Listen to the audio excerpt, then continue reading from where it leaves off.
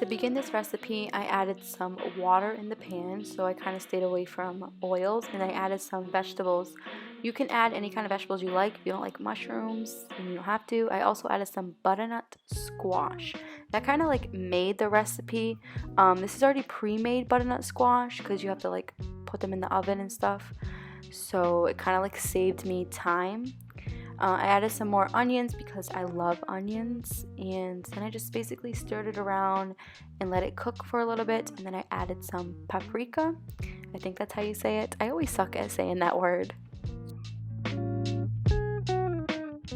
As for the pumpkin taste, I added 1 can of pure pumpkin puree.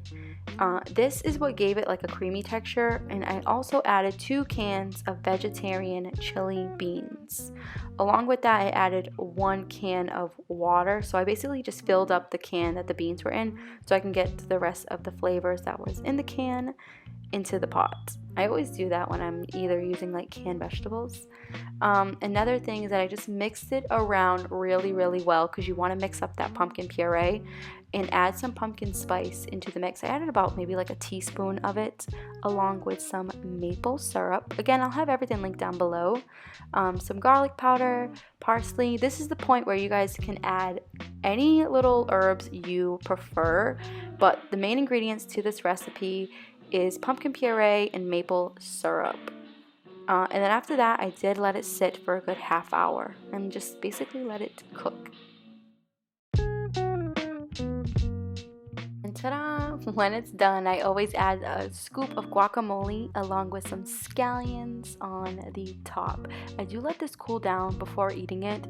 I have burnt myself quite a few times with this recipe because it just looks so delicious. You want to devour it in one sitting. Definitely let it cool down, you guys. Anyways, since it is October, you will be seeing a lot more Halloween treats, a lot more pumpkin treats, so stay tuned for that.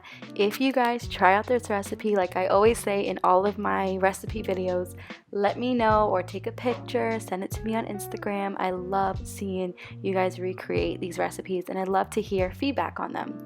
So anyways, I hope you enjoyed this video, and I will see you next Saturday on Sweet Saturday.